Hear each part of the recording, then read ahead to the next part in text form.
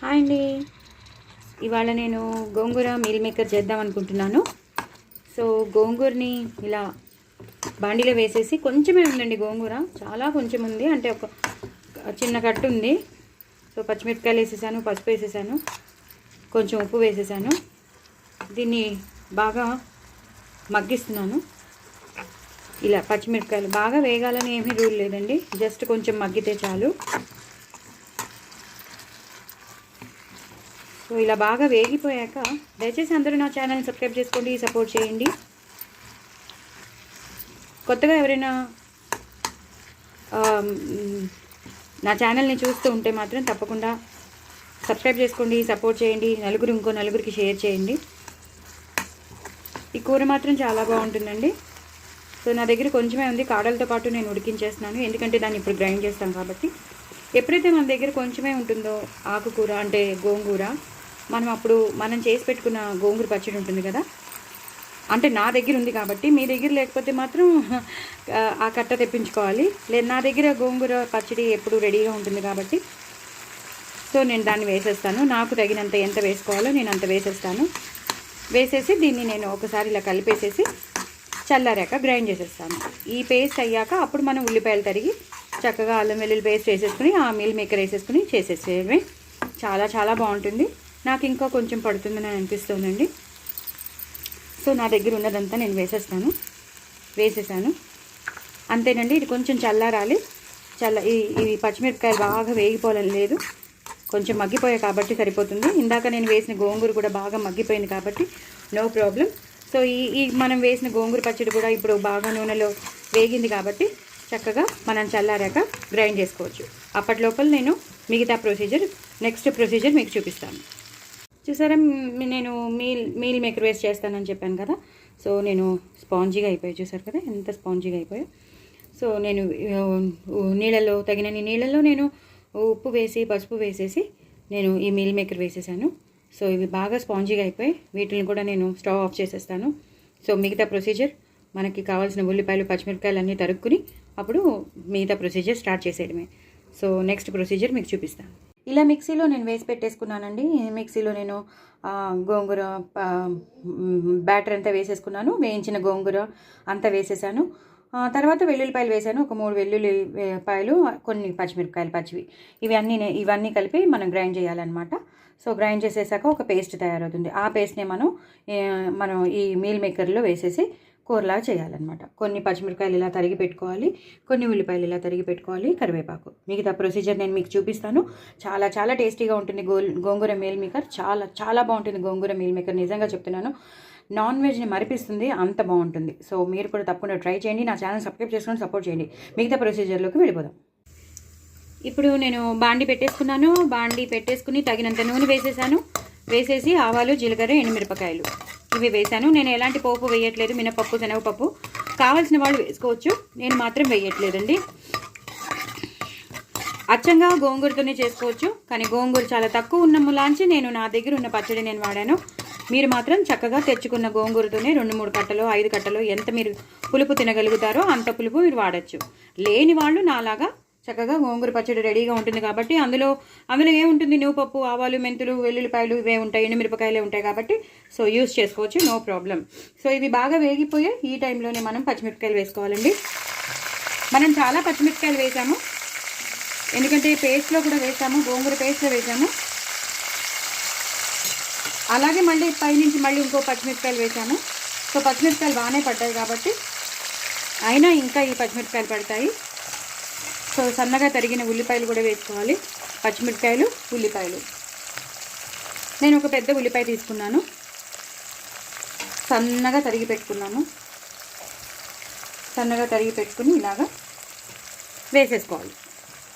మన దగ్గర ఉన్న ఉల్లిపాయలన్నీ చక్కగా, పచ్చిమిరపకాయలు, ఉల్లిపాయలు చక్కగా వేగాలి. తగినంత నూనె ముందరే వేసి పెట్టేసుకోవాలి. నేను ఇప్పుడు హైలో పెట్టుకుంటాను. ఈ టైంలోనే కొంచెం పసుపు వేసుకోవాలి. పసుపు వేసుకుని చక్కగా ఇలా వేయించాలి. ఇందాక కూడా నేను పేస్ట్లో పసుపు వేసాను, అంటే గోంగూర వేయించేటప్పుడు నేను పచ్చిమిరపకాయలతో పాటు పసుపు వేసి వేయించాను. సో మీకు ఆల్రెడీ నేను చూపించాను. సో ఇప్పుడు కూడా నేను పసుపు వేసాను. చాలా తొందరగా వేగిపోతాయి ఉల్లిపాయలు అనేవి, పచ్చిమిరపకాయలు అనేవి. బాగా వేగాక అల్లం వెల్లుల్లి పేస్ట్. మనం కూర చేస్తున్నాం కాబట్టి, మీల్ మేకర్ వేసి కూర చేస్తున్నాం కాబట్టి అల్లం వెల్లుల్లి పేస్ట్ వేస్తున్నాను. ఆల్రెడీ ఇందాక నేను వేసేటప్పుడు పేస్ట్ చేసేటప్పుడు వెల్లుల్లిపాయలు వేయడం మీకు చూపించాను. సో ఇది కూర కాబట్టి మనం చేసేది గోంగూర మీల్ మేకర్ కర్రీ కాబట్టి అల్లం వెల్లుల్లి పేస్ట్ మా ఇంట్లో చేసుకున్నది చాలా పంజెంట్గా ఉంటుంది. నేను ఆల్రెడీ ఒకసారి మీకు అందరికీ చూపించాను మా ఇంట్లో అల్లం వెల్లుల్లి పేస్ట్ ఎలా చేస్తాను. సో అది ఫాలో అయిపోండి. బాగా వేగిపోయే ఈ టైంలోనే మనం ఈ పేస్ట్ ఏదైతే చేసి పెట్టుకున్నామో, పేస్ట్ కాదు మీల్ మేకర్ వేసేస్తాం. మనం ఎన్నైతే మీల్ మేకర్ ఉడకబెట్టి పెట్టుకున్నామో అదే కొంచెం నీళ్ళల్లో ఉప్పు పసుపు వేసేసి మీల్ మేకర్ని స్పాంజీగా ఒక 2 to 3 minutes అయ్యేటట్టు చేసి పెట్టేసుకున్నాం కదా. వీటిని ఇలాగా ఒక్కసారి ఉల్లిపాయలతో బాగా వేయించాలి. ఒక 2-3 minutes ఉండాలి. బాగా బాగా ఈ ఉల్లిపాయలతో పాటు బాగా వేగాలన్నమాట. సో వేగాక మీకు మళ్ళీ చూపిస్తాను. చూసారు కదా, ఇలా బాగా వేగుతున్నాయి అన్నమాట. ఈ టైంలోనే మనం కొంచెం కరివేపాకు వేసుకోవాలి. చాలా చాలా బాగుంటుందండి. దయచేసి నా ఛానల్ని సబ్స్క్రైబ్ చేసుకోండి, సపోర్ట్ చేయండి. చాలా అంటే చాలా బాగుంటుంది గోంగూర మీల్ మేకర్.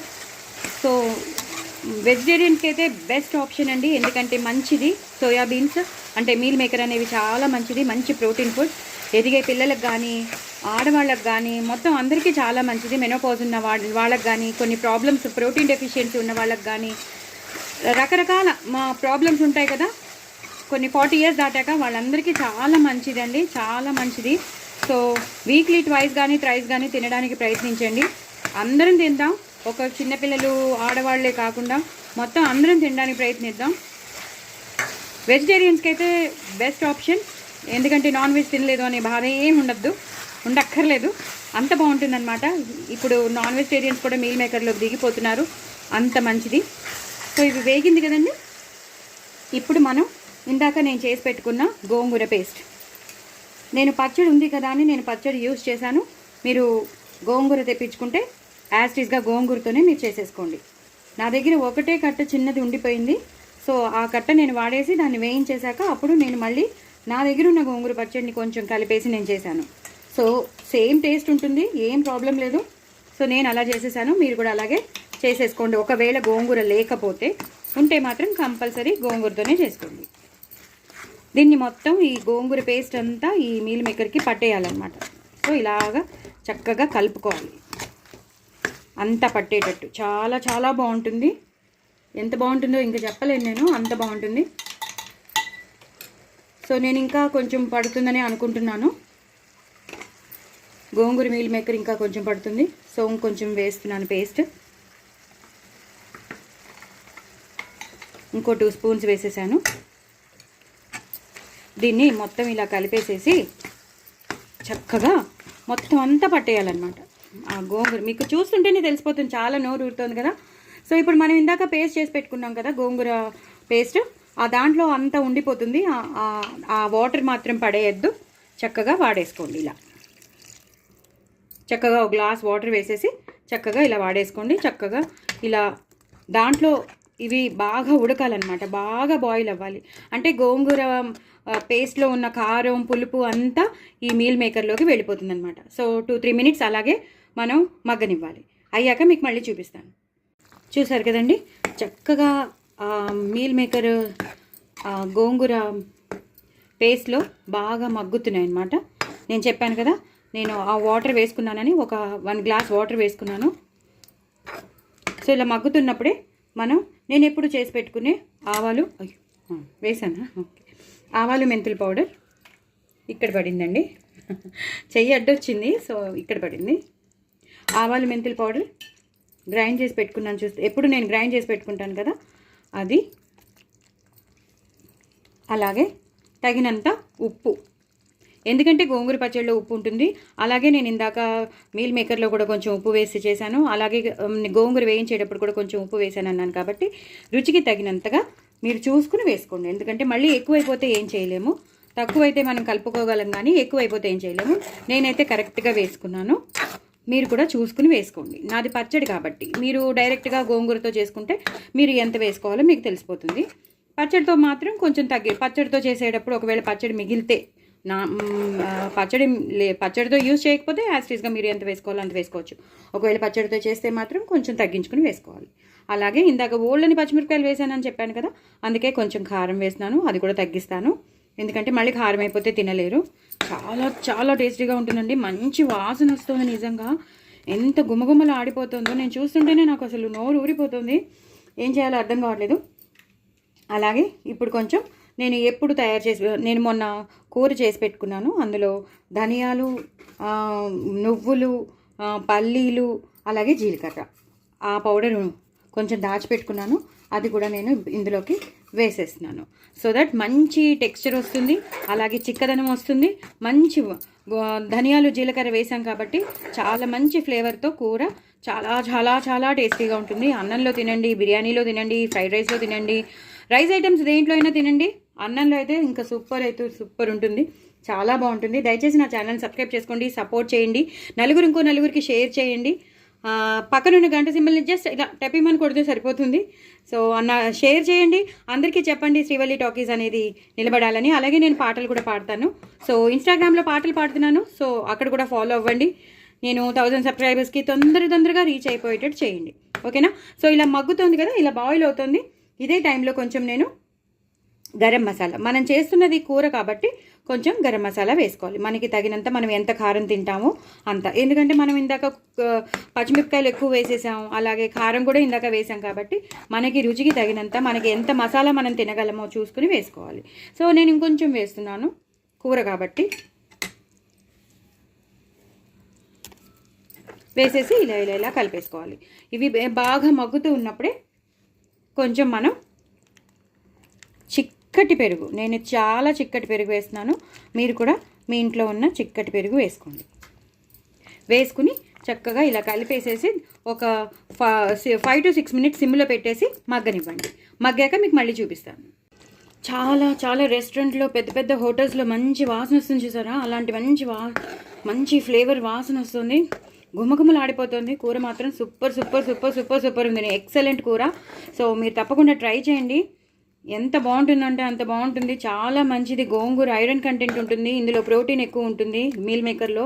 సో 2 కలిపి మనం చేసుకుంటున్నాం. చాలా చాలా ఇందులో పడిన ఇంగ్రీడియంట్స్ కూడా అన్నీ మంచివి. సో చాలా హెల్దీ అయిన కూర.